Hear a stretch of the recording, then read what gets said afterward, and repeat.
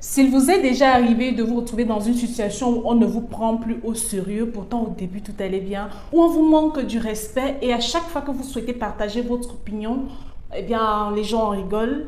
Dans cette vidéo, nous allons voir le chemin qui vous a amené là et comment est-ce que vous allez éviter ça la prochaine fois, comment est-ce que vous allez vous faire respecter partout où vous irez. Tout d'abord, vous devez comprendre que du moment où les gens font votre connaissance, on vous rencontre, au moment où vous vous rendez compte que, en fait, ça devient un peu la routine, il y a plusieurs choses qui se sont passées.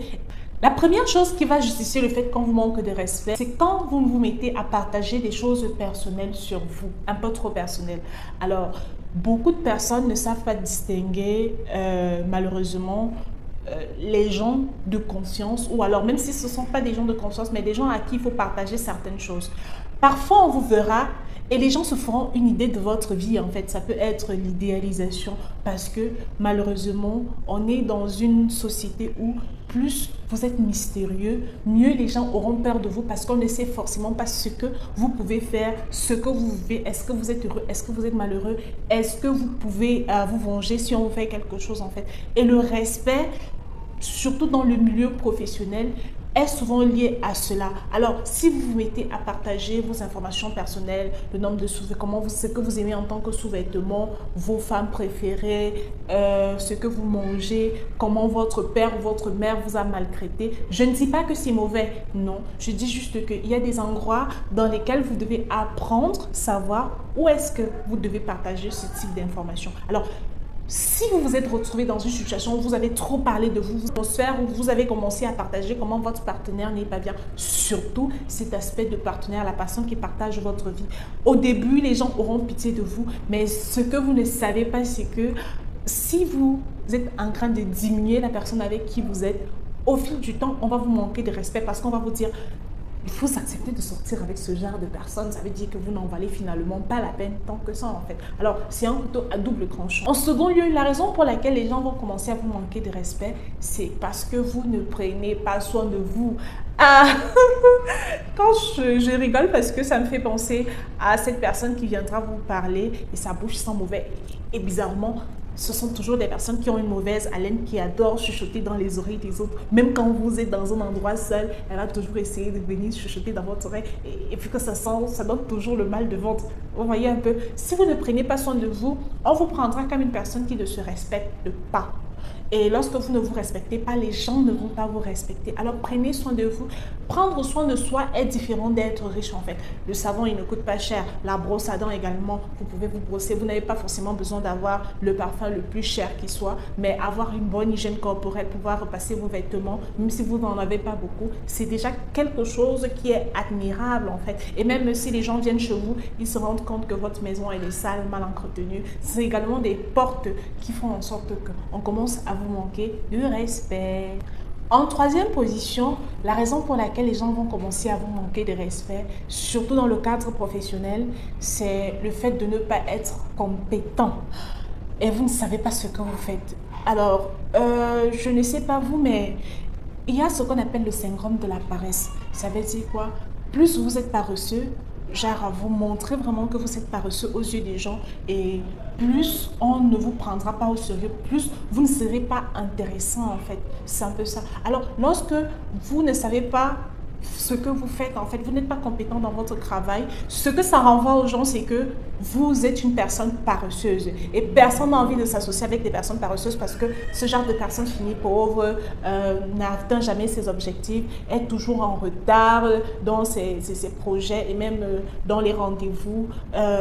Ne remet jamais les dossiers au moment opportun. Et si vous êtes dans la même équipe, que vous êtes fixé un objectif, eh bien, vous serez l'équipe qui va être éliminée et personne n'aura envie de s'associer avec vous. D'ailleurs, ce type de personne également n'a pas souvent de vie intéressante. En fait, vous voyez, le type de personne qui n'est pas forcément stable. Quatrième point, c'est le fait de donner plus de crédit aux gens qu'à vous-même.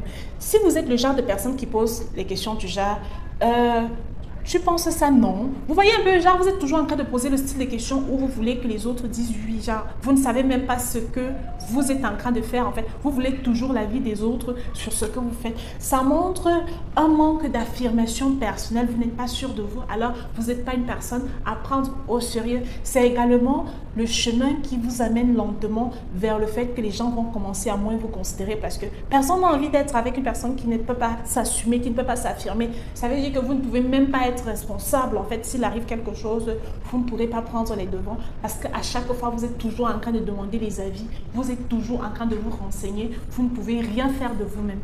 Ensuite, la 5e étape, c'est le trop plein de disponibilité. Il y a ce qu'on appelle dans le business le principe de rareté. Plus quelque chose est rare, et plus son prix et sa valeur augmente. C'est la raison pour laquelle l'industrie du diamant est l'une des industries les plus farfelues du 20e et du 21e siècle. Parce que ceux qui détiennent ce marché-là ont réussi à faire croire à la masse que le diamant, c'était un métaux rare, en fait, une pierre précieuse très rare. Alors, son marché augmente, sa valeur est toujours haute, en fait. C'est-à-dire, on va en faire quelque chose qui doit être donné en guise de preuve d'amour. Lorsque tu aimes, tu vas te fiancer avec le diamant et des rappeurs et tout le reste. Les couronnes vont être ornées de diamants parce que c'est quelque chose de rare. Plus vous êtes disponible, on est toujours en train de vous voir partout, vous êtes toujours là. Ça diminue votre valeur. D'ailleurs, remarquez bien, lorsque quelque chose est très disponible au marché, par exemple, la saison des fruits, par exemple, lorsque c'est la période où il y a beaucoup de mangues, la saison des mangues, vous voyez, on met les seaux comme ça, ceux qui sont en Afrique, moi je suis au Cameroun, alors on met les seaux comme ça, on vend ça à 1000 francs, à 1500. Par contre, lorsque ce n'est pas encore la saison, genre c'est vraiment rare, on va prendre un tas de 5 mangues, c'est à ce prix-là, on vendra ça à 1000 francs en fait. C'est un peu comme ça. Dites-vous que vous êtes, si vous voulez qu'on vous prenne en considération à chaque fois, vous devez être un peu hors saison en fait, vous devez être exceptionnel. On doit à chaque fois, votre présence doit être justifiée en fait. Vous ne devez pas submerger les gens. Vous voyez, toujours en train d'envoyer les messages, toujours en train de surcharger avec les appels pour ne rien dire en fait, juste parce que vous vous ennuyez dans votre vie, vous commencez à déranger les gens qui sont très occupés à travailler. C'est également des choses qui font en sorte que on vous dirige vers la porte de sortie qui vous mènera au manque de respect. Et pour finir, lorsque vous terminez franchement le tableau, on vous manque maintenant de respect beaucoup plus lorsque personne ne peut compter sur vous. Si vous êtes une personne où les gens se disent « Ah non, mais si toi tu donnes le projet par exemple à Jocelyne ou à Bernardo, si tu lui confies le projet, sache que ça ne va jamais donner. » Vous voyez un peu le type de choses. C'est ce type de détails-là, c'est ça qui fait aussi qu'on puisse vous manquer de respect. Donc, sachez que si aujourd'hui vous vous retrouvez dans un environnement où on ne vous prend plus au sérieux, vous avez dû traverser les différentes étapes que je viens de citer dans cette vidéo-ci. Et retrouver votre respect passe par le fait de reconnaître déjà à quel moment est-ce que vous vous êtes par exemple un peu trop dévoilé aux gens, genre vous n'avez pas respecté le milieu professionnel, le milieu intime avec le milieu social et puis vous vous êtes retrouvé en train par exemple de négliger votre personne, de prendre en compte plus ce que les autres disent au lieu de prendre votre vie en considération en fait. Toutes ces étapes-là, essayez un peu de revoir, vous allez me dire en commentaire quelle erreur vous avez eu à faire pour qu'on vous manque de respect et si vous souhaitez récupérer votre respect également, je crois que j'ai fait une vidéo dessus il y a de cela quelques années. Je prendrai la peine de mettre le lien de la vidéo en commentaire et vous pourrez appliquer les astuces que j'ai données dans cette vidéo. Alors, j'espère également que ça vous a aidé, qu'on a passé un bon moment. Prenez soin de vous. On se dit à la prochaine vidéo. Bye bye.